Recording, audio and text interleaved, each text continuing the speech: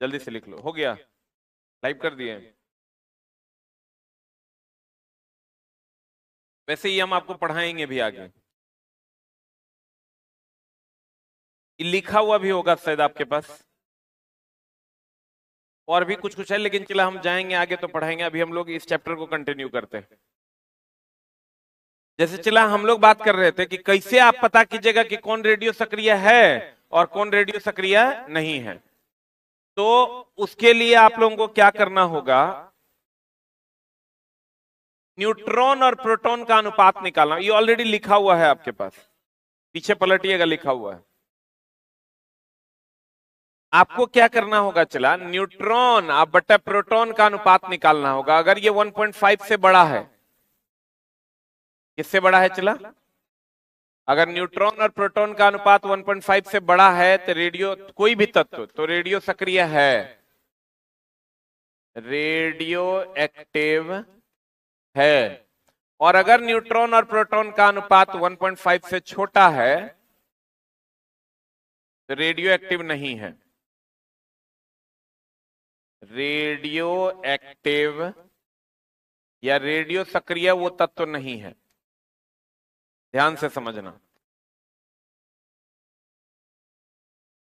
अगर कोई तत्व में न्यूट्रॉन और प्रोटॉन का अनुपात कितना से ज्यादा है, 1.5 से ज्यादा है, तो रेडियो एक्टिव है कि नहीं है? अगर न्यूट्रॉन बाय प्रोटॉन का अनुपात 1.5 से कम है तो रेडियो एक्टिव नहीं है। आप फॉर एग्जांपल हमको ही बताइए, आपको हम बार बार कहते हैं ऊपर वाला बड़ा तो एक से बड़ा, ऊपर वाला छोटा एक से छोटा ना। तो चला जी हमको ही बताइए, जैसे सोडियम ले लीजिए आप, कितना होता है? यूरेनियम ले लीजिए आप, 92 235 ले लिए ना। आप यहां न्यूट्रॉन निकालिए 12, आप प्रोटॉन निकालिए 11, यहां न्यूट्रॉन निकालिए 143, आप प्रोटॉन निकालिए। दोनों जगह आप अनुपात निकालिए, यहां भी न्यूट्रॉन बटा प्रोटॉन का अनुपात निकालिए, यहां भी न्यूट्रॉन बटा प्रोटॉन का अनुपात निकालिए।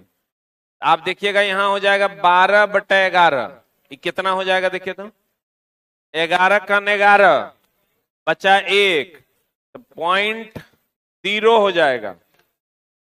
0.0 हो जाएगा। फिर एगो पॉइंट देंगे तो एगो 0 और दूसरा पॉइंट देंगे 111 नंबर 99, सही है। इसको आप निकालिए, न्यूट्रॉन बटा प्रोटॉन हो जाएगा 143 बटा 92, ये आ जाएगा अप्रोक्स 1.6। देख लो तो ई चला 1.5 से बड़ा ना है, तो 1.5 से बड़ा होगा तो रेडियो सक्रिय होगा। अगर 1.5 से छोटा होगा तो रेडियो सक्रिय नहीं होगा। अगर 1.5 से ये बड़ा है तो रेडियो सक्रिय है, अगर 1.5 से छोटा है तो रेडियो सक्रिय नहीं है। बोलो हाँ या ना। तब गौर फरमाइएगा, हमने आपको कहा कि रेडियो एक्टिव एलिमेंट की पहचान, अगर न्यूट्रॉन बटा प्रोटॉन ग्रेटर देन 1.5 है तो रेडियो एक्टिव होगा। अगर ग्रेटर देन 1.5 है तो रेडियो एक्टिव होगा, अगर लेस देन इक्वल टू भी होगा 1.5 तो रेडियो एक्टिव नहीं होगा। होगा कि नहीं होगा? नहीं होगा। तो कहते हैं फिर चला, जैसे n बराबर n 7 14 है, इसमें बताइए न्यूट्रॉन कितना, आप प्रोटॉन कितना, n बाई पी का मान निकालिएगा तो 7 बटा 7 इज इक्वल टू 1 ना हो जाएगा। हो एक लेस देन ना 1.5 है, और लेस देन 1.5 होगा तो रेडियो सक्रिय नहीं होगा। ये देखिए ये निकल जाएगा, न्यूट्रॉन n बटा पी निकालिएगा तो न्यूट्रॉन हो गया 143, अब प्रोटॉन हो गया 92, ये आ जाएगा 1.6 अप्रॉक्स। तो ये 1.5 से बड़ा ना है, तो बड़ा है तो रेडियो सक्रिय होगा। कहता ये स्फुरदीप्ति का गुण रखता है, फोटो फिल्म को प्रभावित करता है। ये मतलब अल्फा बीटा और गामा। स्फुरदीप्ति का मतलब होता है चमक, जहां डाल दीजिएगा वहीं चमकने लगेगा। और ये फोटोग्राफिक फिल्म को प्रभावित करता है। हम बोले थे चला कि भेदन क्षमता जो है, भेदन क्षमता सबसे ज्यादा होता है गामा का, उससे कम बीटा का, उससे कम अल्फा का। अब फोटोग्राफिक प्लेट पर जो प्रभाव होता है, फोटोग्राफिक प्लेट पर प्रभाव सबसे ज्यादा होता है अल्फा का, उससे कम बीटा का, और सबसे कम किसका, गामा का। देखो अल्फा पर पॉजिटिव चार्ज है तो किधर की ओर मुड़ रहा है, निगेटिव की ओर। बीटा पर निगेटिव चार्ज है, किधर की ओर मुड़ रहा है, पॉजिटिव। और गामा पर कोई चार्ज है, बाकी सब कुछ। देखो हम बोले खाली भेदन क्षमता किसका ज्यादा, गामा का, उससे कम बीटा का, सबसे कम अल्फा का। बाद बाकी कुछ भी पूछेगा तो सब चीज अल्फा का सबसे ज्यादा, बीटा का उससे कम, और गामा का सबसे कम। जैसे आयनन विभव, आयनन विभव क्या है, चला हम बताएंगे आपको पीरियोडिक टेबल चैप्टर में। देखो भेदन क्षमता किसकी ज्यादा है, गामा की, उससे कम बीटा, सबसे कम अल्फा। अब फोटोग्राफिक प्लेट पर प्रभाव, अरे ये गलत लिखा हुआ है, किताब में ठीक है। फोटोग्राफिक प्लेट पर प्रभाव सबसे ज्यादा किसका पड़ेगा, अल्फा का, उससे कम बीटा का, और सबसे कम किसका, गामा का। अब आ जाओ नाभिकीय संलयन और विखंडन, वेरी वेरी इंपॉर्टेंट टॉपिक। देखो चला रेडियो सक्रियता में जो हम आपको पढ़ाए हैं एक बार फिर से हम बता देते हैं, आप समझने की चेष्टा कीजिएगा। कहते हैं चला कि रेडियो सक्रियता की जो खोज है वो हेनरी बैक्वेरेल ने किया। किसने किया, लेकिन रेडियम और पोलिनियम की खोज किसने किया, मैडम क्यूरी और उनके पति पियरे क्यूरी ने, यही ना बात है। अब रेडियो सक्रियता दो प्रकार का, एक प्राकृतिक और दूसरा कृत्रिम। प्राकृतिक होगा जिससे अपने आप अल्फा बीटा और गामा निकलेगा, कृत्रिम होगा जिससे अपने आप अल्फा बीटा और गामा नहीं निकलेगा। तो कृत्रिम रेडियो सक्रियता की जो खोज थी, कृत्रिम रेडियो सक्रियता की जो खोज थी, ये किसने की थी, कृत्रिम रेडियो सक्रियता की खोज इरीन क्यूरी और इनके पति एफ जॉलियट ने किया। इरीन क्यूरी और इनके पति एफ जॉलियट ने किया था कृत्रिम रेडियो सक्रियता की खोज। इसके बाद हम लोगों ने पढ़ा इसी रेडियम और पोलिनियम की खोज के लिए इनको क्या मिला था, नोबेल मिला था। कितना ईस्वी में, 1903 ईस्वी में नोबेल दिया गया, कहीं कोई डाउट नहीं है। इसके बाद हम लोगों ने तीन किरणों के बारे में पढ़ा, अल्फा बीटा और गामा। अल्फा पर हमने कहा हेनरी बैक्वेरेल ने इसका खोज किया, बीटा रदरफोर्ड ने, और गामा विलार्ड। इस पर होता है positive charge, negative charge, zero आवेश। ये मुड़ता है निगेटिव की ओर, ये मुड़ता है पॉजिटिव की ओर, ये कहीं नहीं मुड़ता। इसकी भेदन क्षमता सबसे ज्यादा होती है, बाकी सब चीज अल्फा का सबसे ज्यादा होता है। बोलो रे। उसके बाद इसका जो वेग है वो प्रकाश के वेग का 10वां भाग है, इसका वेग प्रकाश के वेग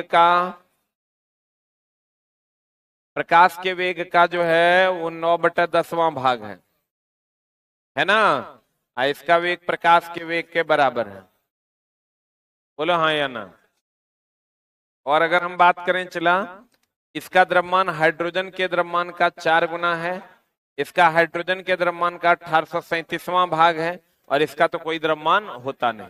उसके बाद हम लोगों ने पढ़ा हाफ लाइफ टाइम के बारे में। हाफ लाइफ टाइम होता है किसी भी रेडियो सक्रिय पदार्थ के आधा होने में जितना समय लगता है उसी को हम लोग अर्ध आयु काल कहते हैं। रेडियो सक्रिय पदार्थ खत्म होते होते अंतिम रूप से शीशा में बदल जाते हैं।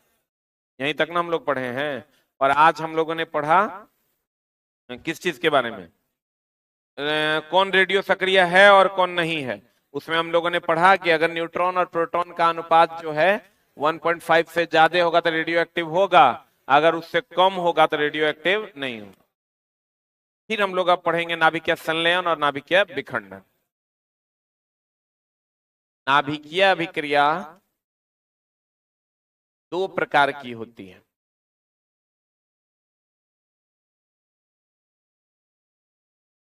एगो नाभिकीय संलयन और एक होता है नाभिकीय विखंडन। अभी जो चला हम लोग सुनते हैं ना परमाणु युद्ध चल रहा है, अभी समझो अगर नाभिकीय विखंडन नहीं होता, खाली इसका थ्योरी लोग नहीं जानता थे, यूक्रेन और रसिया का युद्ध जो इतने दिनों से चल आ रहा है वो नहीं चलता, बंद हो गया। चलिए रहा है कितना हद सब एक जैसे चल रहा है, यूक्रेन रसिया अकेले लड़ता तो युद्ध खत्म हो जाता। यहाँ समस्या ये है कि अब उधरों से 10-20 को देश है, इस रो से है, सब अपना बम फटक्का फोड़ के मजा ले रहा है, आप पब्लिक मर रहा है। वो कहता ये लो S-75 जा रहा है, उन्हें कहता है S-38 आ रहा है, तो लोग जो है अपना, हमको लगता है लाखों लोग मर गए। अभी हम लोग जो चला, हम गोवा गए थे तो गोवा में रसिया के जितने यूथ थे, आप गोवा चले जाइएगा ना, खाली रसियन लड़का और लड़की अभी वहां शिफ्ट हो गए हैं, वो लोग फ्लैट लेके रह रहे हैं, कहा कि वहां रहेंगे तो उनको सेना में भेज दिया जाएगा। तो जो पैसे वाले सबल थे वो अपना पैसा उसा समेट के गोवा में आके रह रहे हैं, फ्लैट ले लेते हैं 5,000-6,000 में, ऐसे ही एकदम नंग धड़ंग घूम रहे हैं। हम गए थे समझो जनवरी के आसपास ना, उस टाइम में चला वो लोग, जो लड़का लोग था वो समझो एगो हाफ पैंट पहन के मात्र, गंजियो नहीं था, बिना गंजी, एकदम धूप में लाल लाल दिखता था। कहीं पर अपना खड़ा हुआ है, बियर मारा, थोड़ा मछली खाया और चल दिया। एक स्कूटी वहां भाड़ा पे मिलता है, स्कूटी लेके अपना फुर फुर फुर उड़ रहा है। स्कूटी वहां हमको लगता है 300 या 200 या 250 रुपया डेली पे मिलता है। हम उन लोग से पूछे कि ये लोग कंजूस है कि पैसा खर्चा करता है, तो बोला कि नहीं नहीं महा कंजूस है, कि एगो मछली के लेता है, आधा खा लेता है, आधा फिर शाम में खाता है। अरे कोई स्टाफ होगा नीचे से बुलाओ तो। अब देखिए चला नाभिक अभी अगर रसिया और यूक्रेन के युद्ध की बात कीजिएगा तो इसीलिए नहीं चल रुक पा रहा है चला, क्योंकि नाभिकीय विखंडन अभिक्रिया का सबको पता है। रसिया भी उतना छोटा सा यूक्रेन जो रसिया के सामने समझो कि प्यादा है, लेकिन उसको ब्रिटेन साथ दे रहा है, अमेरिका साथ दे रहा है, इसलिए वो उड़ रहा है। लेकिन कोनो दिन पुतिन का जो है दिमाग सनकेगा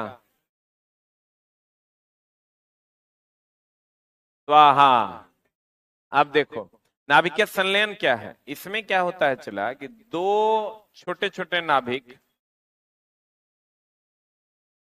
संलयन का मतलब होता है चला जुड़ना, संलयन का मतलब क्या होता है, दो छोटे छोटे नाभिक जुड़कर एक बड़े नाभिक का निर्माण करते हैं। किसका निर्माण करते हैं? और नाभिकीय विखंडन में क्या होता है, उसको भेजो प्रिंस को। नाभिकीय विखंडन में क्या होता है, एक बड़ा परमाणु का नाभिक जो है वो दो छोटे छोटे नाभिकों में टूट जाता है, यही है संलयन और विखंडन। संलयन का मतलब दो छोटे छोटे परमाणु टूटकर एक बड़े नाभिक का निर्माण करता है, और विखंडन का मतलब एक बड़ा परमाणु टूटकर दो छोटे छोटे परमाणुओं का निर्माण करता है। क्लियर है? तो नाभिकीय संलयन हो गया जुटना और विखंडन हो गया टूटना, यही ना है। इसका चला संलयन का जो एग्जाम्पल है वो है सूर्य की ऊष्मा, तारों की ऊष्मा, सूर्य की ऊष्मा, तारों की ऊष्मा, हाइड्रोजन बम, ये सब नाभिकीय संलयन है। इसका एग्जाम्पल है नाभिकीय रिएक्टर, नाभिकीय रिएक्टर, आप परमाणु बम, चला जान लो परमाणु और अणु बम दोनों एक के हैं। परमाणु बम बोलिए या अणु बम बोलिए, थोड़ा इको कम करो, परमाणु बम बोलिए या अणु बम बोलिए, बतवा इज सेम। बोलन रे, कुछ लोग समझते हैं परमाणु बम अलग है अणु बम अलग है, नहीं दोनों सेम है। अब मामला देखो क्या है, इसके खोज से, इसकी खोज जो है E=mc² से आइंस्टाइन ने किया था। नाभिकीय विखंडन अभिक्रिया की खोज किसने किया? आइंस्टाइन। जब भी कोई मरेगा परमाणु बम से उस पर आइंस्टाइन का ही नाम लिखाएगा, क्योंकि वही चोटाई काम किया है। आइंस्टाइन अगर नहीं होते तो ये घटिया काम होता नहीं, लेकिन कोई ना कोई चला खोजिए देता। आइंस्टाइन ने अपनी किताब में भी लिखा है कि मेरी जिंदगी की सबसे बड़ी भूल थी कि हमने नाभिकीय विखंडन अभिक्रिया की खोज की।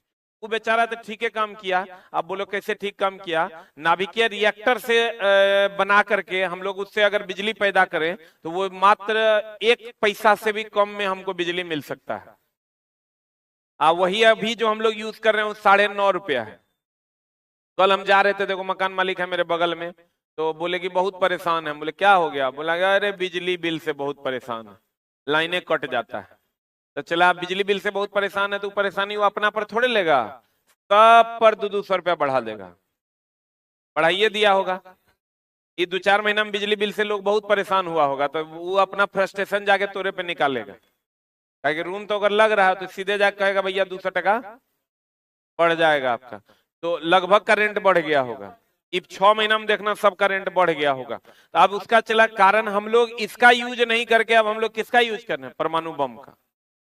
अब परमाणु बम का यूज कर रहे हैं, चला तो इससे भी ज्यादा खतरनाक है हाइड्रोजन बम। इससे 1000 गुना ज्यादा खतरनाक है। लेकिन आप सुनते होंगे अमेरिका को लोग सुपर पावर कहता है ना, कहता है अमेरिका सुपर पावर, मतलब ओकरा से ज्यादा पावरफुल विश्व में कोई नहीं है। अमेरिका अभी यूक्रेन का साथ दे रहा है जिसके कारण युद्ध खत्म नहीं हो रहा है। अमेरिका और ब्रिटेन अगर अपना साथ खींच ले तो 5 दिन में नतीजा सामने आ जाएगा। तो कहने का मतलब ये हुआ चला कि हाइड्रोजन बम ये अमेरिका के पास है, बाकी किसी देश के पास नहीं है। दूसरा, अमेरिका के पास एक नाइट्रोजन बम भी है, हम लोग तो इधर चर्चा भी नहीं करते, वो बना भी लिया है। नाइट्रोजन बम जो है नॉर्थ कोरिया साउथ कोरिया वो न्यूज में तुम लोग देख लेता है, बस हो गया। अरे चुप रहो नहीं है, फालतू का बात। तो हमरा से बेसी विद्वान आओ, तू ही पढ़ाओ। ये कौन है सब सुनो ना। हम चला बम बम का न्यूज आता है तो हम भी पढ़ते रहते हैं, क्योंकि मेरे लिए इंटरेस्टिंग है वो। ट्राई करना अलग बात है, बना लेना अलग बात है। आज नहीं, बहुत दिन पहले बना लिया नाइट्रोजन बम अमेरिका। अमेरिका आप कहोगे उससे फायदा क्या है सर? फायदा ये है कि हाइड्रोजन बम अगर इससे 1000 गुना ज्यादा शक्तिशाली है। हाइड्रोजन बम और परमाणु बम अगर फोड़ते हैं आप तो लोग भी मरेंगे, जमीन भी तबाह होगी, घर भी गिर जाएंगे और सारी चीजें बंजर हो जाएंगी, खत्म, फिनिश। लेकिन अगर आप नाइट्रोजन बम फोड़ते हैं, अगर मान लो हमको पाकिस्तान को खाली करवाना, हम लोगों को जाके रहना है, आप परमाणु बम हाइड्रोजन बम फोड़िएगा तो आप भी जाके नहीं रह पाइएगा। लेकिन नाइट्रोजन बम फोड़ने से वहां के जीव जंतु मर जाएंगे। जीव जंतु में आदमियों आता है, वो मर जाएगा। बाकी इमारतों को या वो चीजें जिसमें जान नहीं है उसमें कोई नुकसान नहीं हो। तो मान लो पाकिस्तान पे गिरा देते हैं, सब आदमी को ले जाके अपना दफना देंगे, बाकी बेंच टेबल यूज कर लेंगे। नहीं हो सकता है? बेंच डेस्क घर मकान सब चीज यूज कर सकते हैं, लेकिन परमाणु बम से ऐसा नहीं होगा। तो अभी तक लेकिन नाइट्रोजन बम और हाइड्रोजन बम का प्रयोग नहीं किया गया है। परमाणु बम का प्रयोग किया गया 2 बार, एगो 6 अगस्त 1945 को, एगो 9 अगस्त 1945। तो चला, परमाणु बम का ये मतलब नहीं है कि परमाणु बम जो 6 अगस्त 9 अगस्त अभी जितना मिसाइल बन चल रहा है वो सब परमाणु बम है। वो अलग बात है कि ये छोटे पैमाने पर है। पानी में रही है ना?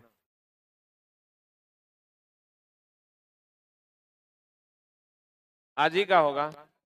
नहीं नहीं, इतना बदतमीजी लोग नहीं हो सकता है। अगला, अगर परमाणु बम की हम बात करें तो परमाणु बम अभी हमारे पास जितना भी मिसाइल है सब न्यूक्लियर हथियार बन चुका है। न्यूक्लियर हथियार मतलब इतना छोटा मिसाइल है, और जाएगा तो कम से कम 2-3 हजार 4 हजार स्क्वायर फीट को तो उखाड़ के फेंक देगा, इतना ज्यादा ताकतवर है। तो हम लोगों के पास अभी ये है, इसके बारे में हम लोग सोच भी नहीं रहे हैं हाइड्रोजन बम बनाना, क्योंकि इसको चला बनाना बहुत ही मुश्किल है। 150 किलो जूल 1 ग्राम से उष्मा निकलता है। 150 किलो जूल मतलब समझ रहा है? 150,000, 1,50,000 जूल 1 ग्राम यूरेनियम हाइड्रोजन अगर फोड़ में आग लगा दोगे तो उतना उष्मा मिलेगा। कितना? 150,000 जूल, यानी 1.5 लाख जूल 1 ग्राम हाइड्रोजन में आग लगाने से हो जाएगा। 1000 गुना को कम नहीं समझो।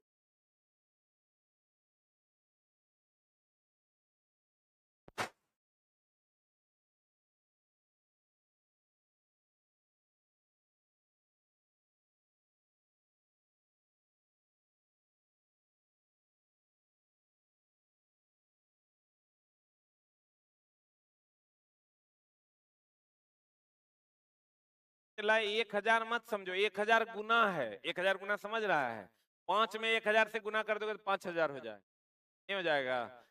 कहने का मतलब, हेलो हेलो, कहने का मतलब ये हुआ चला कि हम लोग जो परमाणु बम यूज कर रहे हैं, इससे ज्यादा शक्तिशाली हाइड्रोजन बम अमेरिका के पास है, उसके पास नाइट्रोजन बम है, इसीलिए अमेरिका को लोग सुपर पावर के नाम से जानता है। वो हम लोगों से बहुत ज्यादा शक्तिशाली। चाइना को लोग सुपर पावर के नाम से नहीं जानता है, लेकिन चाइना के पास क्वांटिटी ज्यादा है, क्वालिटी कम है। ये हम लोग बना रहे हैं, पाकिस्तान बना रहा है, इंडिया बना रहा है, वही वो लोग भी लगभग बना रहा है, लेकिन अमेरिका इस सबसे बहुत ज्यादा आगे है। वो कुछ नया कर रहा है, कुछ नई चीजें कर रहा है। तो हम लोग अभी क्या, हम लोगों के पास अभी क्या है चला, क्या है, परमाणु बम। जब चला कारगिल का वॉर हुआ था, उस टाइम की एक बड़ी रोचक कहानी है। कहा जाता है कि अटल बिहारी वाजपेयी उस टाइम प्रधानमंत्री थे, तो उनको फोन आया अमेरिका से कि आप जो है युद्ध को रोक दीजिए, अगर आप युद्ध नहीं रोकिएगा तो आपका पाकिस्तान जो है परमाणु बम गिरा देगा। उस टाइम अटल बिहारी वाजपेयी जी का कहना था कि हमने आधा हिंदुस्तान समाप्त मान लिया है, लेकिन अगर उसने हमारे आधे हिंदुस्तान को समाप्त किया तो कल तक पाकिस्तान विश्व के नक्शे में नहीं रहेगा। समझ रहा है तुम? मतलब ये था कि हमारा भारत इतना बड़ा है कि आप परमाणु बमों गिराओगे तो आधे खत्म होगा, हम अगर गिरा दिए तो आपका पाकिस्तान इतना छोटा है कि पूरे खत्म हो जाएगा। अब अपना अपना आप देख लीजिए। तो उसके बाद फिर चला, युद्ध पे विराम नहीं लगा था। तो कहने का मतलब ये हुआ कि अब हम लोग पढ़ेंगे नाभिकीय संलयन और नाभिकीय विखंडन। तो नाभिकीय संलयन ज्यादा हानिकारक है, ज्यादा इसमें चला संलयित होने के बाद उष्मा निकलता है। क्या निकलता है? ये भी विखंडित होने के बाद भी उष्मा निकलता है, लेकिन इसकी उष्मा 1000 गुना ज्यादा है। किसकी उष्मा? नाभिकीय संलयन की उष्मा 1000 गुना क्या है? ज्यादा। अब देखो, कहते हैं नाभिकीय संलयन अभिक्रिया। नाभिकीय संलयन अभिक्रिया मतलब जुटना कि टूटना? तो जुटना मतलब जब दो हल्के नाभिक आपस में जुड़कर एक भारी नाभिक का निर्माण करते हैं और साथ में क्या निकालते हैं? उष्मा। अतः जब दो हल्के नाभिक मिलकर एक भारी नाभिक का निर्माण करता है तो यह प्रक्रिया नाभिकीय संलयन कहलाती है। इस प्रक्रिया में ऊष्मा ऊर्जा की एक विशाल राशि क्या होती है? मुक्त होती है। सूर्य और तारों की उष्मा हम बोले थे आपको, देखिए नाभिकीय संलयन, सूर्य और तारों की उष्मा, हाइड्रोजन बम, ये सब नाभिकीय संलयन है कि विखंडन? चला, जहां जहां बम लग जाएगा ना वो अनियंत्रित हो जाएगा। जैसे अगर कहेगा हाइड्रोजन बम नाभिकीय संलयन है कि अनियंत्रित नाभिकीय संलयन है, आप कहेगा परमाणु बम नाभिकीय विखंडन है कि अनियंत्रित नाभिकीय विखंडन है? क्या है? अनियंत्रित नाभिकीय विखंडन। जहां इस बार बीपीएससी में यही क्वेश्चन पूछा था, बीपीएससी पूछा था कि परमाणु बम एगो दे दिया था नाभिकीय विखंडन, लड़का अनाधुन वगैरह मार लिया। एगो ऑप्शन था अनियंत्रित नाभिकीय विखंडन। तो जितने भी बम हैं वो सब नियंत्रित हैं कि अनियंत्रित हैं? बम सारे अनियंत्रित है। तो अगर कह देगा परमाणु बम नाभिकीय विखंडन है कि अनियंत्रित नाभिकीय विखंडन है, क्या मारेंगे? अनियंत्रित नाभिकीय विखंडन है, क्योंकि परमाणु बम जो है चला बम है, उसको नियंत्रित नहीं किया जा सकता। सूर्य और तारों की ऊर्जा का स्रोत क्या है? सूर्य में अब चला होता क्या है? सूर्य में, सूर्य की अगर हम बात करें, पहले तो चला अलग अलग बातें हुआ करती थी। पहले कहा जाता था कि इसमें नाइट्रोजन साइकिल चलता है, कुछ कुछ कुछ कुछ, लेकिन फाइनल जो कंक्लूजन आया है वो ये आया है कि सूर्य में हाइड्रोजन के नाभिक आपस में जुड़कर हीलियम का निर्माण करते हैं। किसका निर्माण करते हैं? और साथ में ऊष्मा निकाल रहे हैं। हाइड्रोजन के नाभिक आपस में जुड़कर किसका निर्माण करते हैं? हीलियम का। ई जो है चला, इसको हम लोग ईंधन कहते हैं। ई जो है ये उत्पाद है। आपको पूछेगा कि बताइए, पिछला पर्दा गिराओ, कि बताइए कि ईंधन के रूप में सूर्य में क्या है? हाइड्रोजन। उत्पाद के रूप में क्या है? हीलियम। बोलो रे, सूर्य में ईंधन के रूप में क्या है? हाइड्रोजन। उत्पाद के रूप में क्या है? उत्पाद के रूप में क्या है? नहीं समझा? बोलो ना रे। अब चला मामला ये है कि कहता है सूर्य में नाभिकीय संलयन का स्रोत यानी ईंधन कौन है? कौन है रे? हाइड्रोजन। और सूर्य में नाभिकीय संलयन का उत्पाद यानी प्रोडक्ट कौन है? कौन? लेकिन बेथे ने कहा था चला कि सूर्य के अंदर ना कार्बन नाइट्रोजन चक्र चलता है, जबकि वो गलत था। सूर्य के अंदर हाइड्रोजन आपस में जुड़कर हीलियम का निर्माण करते हैं। सूर्य के अंदर हाइड्रोजन आपस में जुड़कर किसका निर्माण करते हैं? हीलियम। किसका? तो चला बेथे के अनुसार सूर्य के अंदर कार्बन नाइट्रोजन चक्र चलता है। ये इन बातों को बाद में झूठ मान लिया गया। अब हाइड्रोजन बम का निर्माण बताओ, नियंत्रित क्यों अनियंत्रित? नियंत्रित क्यों अनियंत्रित? हाइड्रोजन बम का निर्माण अनियंत्रित नाभिकीय संलयन अभिक्रिया है। जितने बम हैं नियंत्रित क्यों अनियंत्रित? अनियंत्रित नाभिकीय। ये चला के अगर नियंत्रित करेगा? हाइड्रोजन बम में लगभग 1000 crore degree C temperature generate होगा। 1000 crore degree C temperature generate होगा। तो इसको चला कंट्रोल करना मुश्किल ही नहीं। अब नाभिकीय विखंडन। नाभिकीय विखंडन में क्या होता है? एक भारी परमाणु जो है दो हल्के परमाणुओं में टूट जाता है, यही ना होता है? कहता है जब एक भारी नाभिक विखंडित होकर दो हल्के नाभिकों में का निर्माण करता है और साथ में ऊर्जा की एक विशाल राशि मुक्त करता है, तो इस प्रक्रिया को क्या कहते हैं? देखो ई जो चला ई टूटेगा, ई टूट के दो हल्के नाभिक में बदल जाएगा, तो इसको हम लोग नाभिकीय संलयन कहेंगे कि विखंडन कहेंगे? विखंडन ना। इसका एग्जाम्पल है चला परमाणु रिएक्टर। क्या है एग्जाम्पल? परमाणु रिएक्टर या परमाणु बम या अणुबम। तो परमाणु बम या अणुबम होगा तो अनियंत्रित नाभिकीय विखंडन की नियंत्रित? परमाणु बम का निर्माण अनियंत्रित विखंडन अभिक्रिया पर किया जाता है। क्या बोलता है? सल्फर से? ऐसा बोला जाता है? हाँ, ऐसा ऐसा चीज पढ़ लेता है न चला जो हमरो ने आता है। काहे इतना पढ़ता है तुम? सल्फर से नियंत्रित कर लीजिएगा। कहने बोलता है, के बोलता है?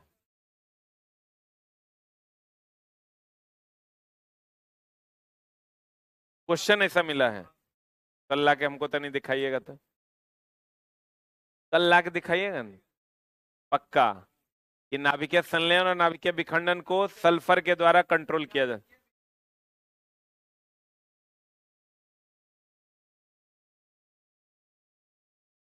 होगा चला तो गरीब आदमी के नॉलेज में नहीं है, लेकिन कल तुम हमको ला के दिखाना, सीख लेंगे। सीखने के लिए तो पूरी उम्र पड़ी हुई है। हमारा गुरु तो चला तुम ही लोग है। प्याज को काट के परमाणु बम का प्रकोप कम किया जा सकता है, यही ना बात है? हाँ, उससे सल्फर निकाल लेंगे और परमाणु बम पे छिड़क देंगे, परमाणु बम का कंट्रोल कम। अच्छा चला, तुम हमको कल ये बोला हम क्वेश्चन देखे हैं ऐसा, तो कल तुम हमको अगर क्वेश्चन लाके दिखा दोगे तो चला हम अपनी हार स्वीकार करेंगे और 11,000 रुपए का इनाम तुमको दे देंगे। बैच के सामने अनाउंस कर रहे हैं। अभी तुम बोला ना क्वेश्चन हम देखे हैं, तो कल तुम लाके दिखाओगे, 11,000 रुपया मेरे तरफ से बच्चे को। चला हम तो सीख लेंगे, एगो अलगे चीज सीखने को मिलेगा। हो सकता है चला बहुत ऐसा चीज है जो हमरो नहीं आता है, धीरे धीरे सीखेंगे हम। मेरा गुरु तुम ही लोग है। तुम लोग डाउट क्रिएट करता है, पूछता है, तो हम उसे सीख लेते हैं, तो सीख लेंगे। फिर अगला बैच में बता देंगे कि भैया सल्फर से परमाणु बम कंट्रोल हो जाएगा। तो आप चला जी कल 11,000 का इनाम याद रखना, ठीक ना? दे देंगे, चला कोई दिक्कत नहीं। ये अगर इतना पढ़ रहा है तो इसको इनाम तो मिलना ही चाहिए। ये क्वेश्चन कल ला के आप हमको दिखा दीजिएगा, नहीं तो कल आपकी अंतिम कक्षा होगी। दूसरो बात है, पहला बात ना सुन के तुम ना ना ना ना ना ना तुम देखा है ना, तो कल लाएगा छुट्टा कहीं। कल अगर चला अंतिम कक्षा कर देना। हाँ वेरी गुड। परमाणु बम का निर्माण अनियंत्रित विखंडन अभिक्रिया पर किया जाता है। कोई बात नहीं, आपका हम क्लास अंत नहीं करेंगे, आप कल लेकिन ला के हमको दिखा दीजिएगा। नहीं दिखाइएगा तो यो आपको माफ कर देंगे, आप दिखा दीजिएगा तो 11,000 दे देंगे। अब चला देखो, कहते हैं 1974 में पहला परमाणु परीक्षण किया गया था पोखरण में, भारत में। भारत 1900 कितना में किया? 74 में। जबकि परमाणु बम कब बन गया था, पहला कब गिरा था? 6 अगस्त 1945 को। चूंकि तब तक हम लोग आजादे नहीं हुए थे, आजाद नहीं हुए थे तो हम लोग परीक्षण नहीं कर पाए। लेकिन जब आजाद हुए हम लोग तो 1974 में पहला परमाणु परीक्षण किया गया। अब परमाणु बम बनाने के लिए हम लोग किसका किसका उपयोग करते हैं? यूरेनियम का और प्लूटोनियम का। अब जानते हो चला हम लोग अभी कितना अमीर रहते, हम लोग के पास सबसे ज्यादा थोरियम है। थोरियम में विश्व में हम लोग कोई स्थान रखते हैं पूरे विश्व में। और एक छोटा छोटा देश जो यूरेनियम का भंडार है उसके पास, जैसे ऑस्ट्रेलिया, ऑस्ट्रेलिया के पास यूरेनियम है बहुत ज्यादा। अमेरिका, ये सब चला इतना आगे कैसे चला गया? हम लोग इतना गरीबी में थोड़े रहते जितना गरीबी में अभी हम लोग हैं। ये लोग के पास चला यूरेनियम है बहुत ज्यादा मात्रा में, किसी किसी के पास पेट्रोल डीजल है बहुत ज्यादा मात्रा में। तो लेकिन ऑस्ट्रेलिया वगैरह में चला यूरेनियम, कनाडा में यूरेनियम अधिक मात्रा में है। हम लोग के पास जो थोरियम है उस पर एक्सपेरिमेंटे नहीं हो पा रहा है। अगर एक्सपेरिमेंट होके उसको भी हम, जैसे होता क्या चला कि गाय दूध नहीं देगी, आप इंतजार कीजिएगा गाय दूध कब देगी, तो गाय कभी दूध नहीं देगी। गाय दूध तब देगी जब वो गाय बच्चा देगी। अब बच्चा देने का जो प्रोसेस है उसमें आना पड़ेगा, तभी ना गाय दूध देगी। हम लोग इंतजार में, ना गाय आए ना कल दूध देवे करेगी। हम लोग पढ़े हैं गाय दूध देती है, कभी नहीं देगी वो, कभी देगी क्या? तो चला सब चीज के जुगाड़ है, वो जुगाड़ लोग एक्सपेरिमेंट के थ्रू पता नहीं लगा पा रहे हैं। नहीं तो आज हम लोग सबसे अमीर आदमी होते। खाली अगर थोरियम को यूरेनियम के जगह रिप्लेस कर दिया जाए तो हम लोग सबसे ज्यादा अमीर हो जाएंगे तुरंत, रातों रात। लेकिन चला हम लोग तो बागेश्वर पे कम कंसंट्रेट कर रहे हैं, है ना? तो बाबा बागेश्वर पे कंसंट्रेट करने से थोरियम का एक्सपेरिमेंट तो होगा नहीं। अब वो चला कोई कर नहीं पा रहा है। अब कोई टैलेंटेड बंदा है, वो कह रहा है कि भैया हम इसको ऐसे कर देंगे। उसका सुन कौन रहा है? बागेश्वर के सब सुन रहा है, ठीक ना? बाबा धीरेन्द्र शास्त्री के ओकरा सब सुन रहा। लोग अपना जुगाड़ में है कि भैया क्या दिक्कत है, नौकरी नहीं हो रही है, जाओ आशीर्वाद। कहने का मतलब ये हुआ चला कि हम लोगों को विज्ञान की ओर जाना होगा। और हमारे पास चला तुमको हम बता दें कि थोरियम का विशाल स्रोत है। और इसका 1% भी जिन लोगों के पास यूरेनियम है वो हमसे ज्यादा अमीर है। 1% भी यूरेनियम जिसके पास है, मेरे पास जितना थोरियम है उसका 1% भी यूरेनियम जिसके पास है वो हम लोगों से ज्यादा अमीर है। हम लोग चला उसके सामने महादरिद्र है। तो कहने का मतलब ये हुआ, कभी तुम चला ये नहीं सुनता होगा कि ऑस्ट्रेलिया के जो है रिकी पॉन्टिंग को बहुत गरीबी स्थिति में रहना पड़ रहा है, कभी सुने हो? लेकिन सुना होगा क्रिस गेल को बहुत गरीबी स्थिति से रहना पड़ रहा है, घर पे खेती वेती करके वो लोग क्रिकेट खेलता है। वो लोग बहुत गरीब है क्योंकि उन लोग के पास कोई सोर्स नहीं है। कहने का मतलब यह हुआ यूरेनियम और प्लूटोनियम की सहायता से ही आज अमेरिका सुपर पावर है, जापान की वो स्थिति है। और हम लोगों के पास क्या है चला? थोरियम। हम लोग यूरेनियम खरीदते हैं। अब अगर आप उससे खरीदिएगा तो अपना कंडीशन डालेगा, वो कहेगा कि भैया सैन्य समझौता के असैन्य समझौता। तो लोग जितने भी लोगों ने जिसके पास यूरेनियम नहीं था वो लोग असैन्य समझौता के तहत, कभी पेपर ऊपर पढ़िएगा तो आपको मिलेगा, असैन्य समझौता के तहत उन लोगों ने यूरेनियम खरीदा कि भैया हम लोग असैन्य समझौता मतलब नाभिकीय रिएक्टर से बिजली पैदा करेंगे, लोगों का भला करेंगे, हमारे देश का विकास होगा, विश्व का विकास होगा। तो उन लोगों ने दिया कि भैया असैन्य समझौता पे तुम साइन करो कि इसको किसी भी सैनिक हथियार बनाने के लिए यूज नहीं करोगे। और लोगों ने पाकिस्तान, इराक, ईरान, इन जैसे लोगों ने साइन कर भी दिया, ले भी लिया। आप भारत ने भी वही किया, अगर सच पूछो तो हम लोगों ने भी वही किया। असैन्य समझौता के तहत ऑस्ट्रेलिया से यूरेनियम खरीदा और उसके बाद हम लोग परमाणु बम बनाए। जबकि वो क्या था? गलत था। वो क्या था? पाकिस्तान ने किया, वो भी गलत था। तो चला कहने का मतलब ये हुआ क्योंकि हमारे पास ये चीजें हैं नहीं तो हम लोग दूसरों से खरीदते हैं। अब मान लीजिए अभी युद्ध हो जाए, युद्ध हो जाए, हमारे पास जितना परमाणु बम है वो हम गिरा दे, खत्म हो जाए, तो हम लोग तो बना भी नहीं पाएंगे। बना पाएंगे क्या? नहीं बना पाएंगे। लेकिन अमेरिका क्या करेगा? रातों रात बना लेगा। उसको सब प्रोसेस पता है, नहीं होगा तो 5 बोरा यूरेनियम में लेके आग लगा देगा। अरे ओकरा पास यूरेनियम है ना, है 5 बोरा बोरा में कसेगा, कहीं जाके एगो सलाह मार के छोड़ देगा तो सब खत्म हो जाए। कहने का मतलब ये हुआ कि हम लोग जो नाभिकीय रिएक्टर या परमाणु बम में जो यूज कर रहे हैं वो कौन कौन है, यूरेनियम और प्लूटोनियम। पहला परमाणु बम कब बना था चला, भारत में 18 मई 1974 को पहला परमाणु परीक्षण किया गया, जिसे क्या नाम दिया गया, मुस्कुराते बुद्धा नाम दिया गया था। देखो इस टाइम में की हमको लगता है प्राइम मिनिस्टर इंदिरा गांधी थी। मुस्कुराते बुद्धा जब ऑपरेशन स्माइलिंग बुद्धा पोखरण में जो हुआ था, इस टाइम हमको लगता है यही होंगी मैडम, ये है मई 18 1974। मुंबई में परमाणु ऊर्जा संस्थान पुनः नामांकन किया गया, किसके नाम से, होमी जहांगीर भाभा के सम्मान में। मैनहट्टन प्रोजेक्ट दुनिया का पहला परमाणु बम बनाने का मिशन था, कितना ईस्वी में, ओपेनहीमर को मैनहट्टन प्रोजेक्ट का प्रमुख बनाया गया था, कितना ईस्वी में चला, 1942 में। पहला परमाणु प्रोजेक्ट जो बनाया गया था उस प्रोजेक्ट का नाम था मैनहट्टन प्रोजेक्ट, कितना ईस्वी में, 1942 में। पहला परमाणु बम जो गिरा था वो 1945 में। भारत ने अपना पहला परमाणु परीक्षण 18 मई 1974 को राजस्थान के जैसलमेर जिले में पोखरण नामक स्थान पर किया था, क्योंकि चला वहां बालू है खाली। एपीजे अब्दुल कलाम का नाम तो सुनवे किया होगा, इनको भारत का मिसाइल मैन के नाम से जाना जाता है। प्रथम देखो, पहला जब परमाणु परीक्षण किया गया था चला, जब पहला परमाणु परीक्षण किया गया था 6 अगस्त 1945 को, और 9 अगस्त 1945 को हिरोशिमा और कहां पर, नागासाकी, इस सबको पता होगा। तो पहला वाला जो था उसका नाम था चला लिटिल बॉय। अब बोलोगे चला ऐसा नाम क्यों रखा गया, इसलिए रखा गया कि इतने बड़का था ही, अब ओकरा से कितना तबाही मच गया, तो कहा यही छोटा बच्चा है क्या कर लेगा। लेकिन जब 6 अगस्त को देख लिया इसका प्रकोप, तो 9 अगस्त वाला जो था उसका नाम रखा चला फैटमैन, मोटा आदमी है। कौन आदमी है, मोटा आदमी। 6 अगस्त 1945 को लिटिल बॉय और 9 अगस्त 1945 को फैटमैन के नाम से जाना जाने वाला हिरोशिमा और नागासाकी पर गिरा। ये किस पर गिरा था, हिरोशिमा पर। ये किस पर गिरा था, नागासाकी पर।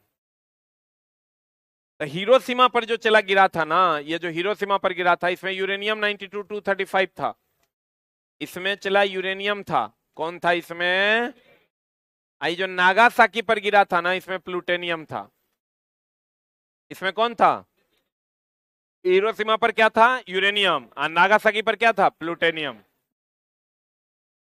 कहता है चला प्रथम परमाणु बम लिटिल बॉय अमेरिका द्वारा 6 अगस्त 1945 को कहां गिराया गया, जापान के हिरोशिमा शहर पर। तथा दूसरा परमाणु बम फैटमैन अमेरिका द्वारा 9 अगस्त 1945 को ही जापान के किस पर, नागासाकी शहर पर गिराया गया। हिरोशिमा पर कौन, यूरेनियम, नागासाकी पर कौन, प्लूटोनियम। चला कहने के लिए कोई कुछ कह देगा, अमेरिका आएगा तो फरिया लेंगे, लेकिन अमेरिका के सामने लोगों की औकात चींटी के बराबर भी नहीं। चाहे वो चाइना हो, चाइना तनी दूर है तो उसको लगता है कि मेरे तक आने में वो जो है ना बहुत देश उसको पार करना होगा, इसलिए वो सीना तान के खड़ा है। चाइना भी ये बात समझता है कि उसके आगे हम चींटी के बराबर भी नहीं, चींटी के जैसा वो किसी को भी मसल सकता है। रसिया जैसा बड़ा देश भी उसका सामना नहीं कर पा रहा है, नहीं तो आज देखो क्या स्थिति रहता। अगर कोई किसी का बात मानता है तो देखना हमारा अगर झगड़ा होगा तो एगो बाहुबली आदमी आएगा, कहेगा हो कोनो बात नहीं हुआ, आ फिर एक कहेगा रे हथियार लेके रखो, हमरा ओकरा भरोसा नहीं है। तू चला हथियार बेच बेच के सबकी इकोनॉमी को क्या किया है, बर्बाद कर दिया। तो कहते हैं चला हिरोशिमा पर क्या गिराया गया था, यूरेनियम, और नागासाकी पर क्या गिराया गया, प्लूटोनियम। कितना तारीख को गिराया गया, 6 अगस्त 1945, 9 अगस्त 1945 को। बोलो ना रे, हाँ भैया देख लो न्यूट्रॉन बम। बोले न्यूट्रॉन बम क्या करेगा, सिर्फ जीवों को नुकसान पहुंचाएगा, इमारतों को कोई नुकसान नहीं पहुंचाएगा। और ये चला अमेरिका के पास 1977 में बना लिया था। और 1977 से 20 साल पहले चले जाओ, 1957 से ये बनाना शुरू किया और 1977 में इन्होंने नाइट्रोजन बम का आविष्कार कर लिया। लगभग 20 वर्षों के परीक्षण तथा प्रयोग के उपरांत अमेरिका ने सन 1977 ईस्वी में इस बम का निर्माण किया। इस बम द्वारा जीवों और मनुष्यों का नाश हो जाता है, लेकिन इमारतों को कोई नुकसान नहीं होता। कौन बम के द्वारा, नाइट्रोजन बम के द्वारा। यहां गिर जाएगा सब लोग मर जाएंगे, लेकिन किसी पंखा कैमरा ये सब बच जाएगा। तो कहते हैं चला नाभिकीय संलयन अभिक्रिया दो प्रकार की, एगो नाभिकीय संलयन और एगो नाभिकीय विखंडन। संलयन में जुड़ेगा कि टूटेगा? अभिखंडन में क्या होगा? नाभिकीय संलयन में 1000 गुना ज्यादा ऊर्जा मिलेगा और नाभिकीय विखंडन में 1000 गुना कम। नाभिकीय संलयन सूर्य और तारों की ऊष्मा क्या है? नाभिकीय संलयन है। पर हाइड्रोजन बम क्या है? संलयन है। अब परमाणु बम और नाभिकीय रिएक्टर नाभिकीय विखंडन है। बोलो न रे, बोलो हाँ या ना। तो संलयन अभिक्रिया ज्यादा ऊष्मा देगा कि कम ऊष्मा देगा? और जितना बम है सब अनियंत्रित नाभिकीय विखंडन है या अनियंत्रित नाभिकीय संलयन है। जितना भी बम है वो नियंत्रित है कि अनियंत्रित है? बम को चला नियंत्रित नहीं किया जा सकता है। ठीक है, तो पहला परमाणु बम कहां गिराया गया था? 6 अगस्त 1945 को, दूसरा 9 अगस्त 1945 को। अब भारत ने पहला परमाणु परीक्षण 1974 में राजस्थान के पोखरण में किया। बोलन रे, क्लियर है? आज की कार्रवाई यहीं तक। Thank you very much.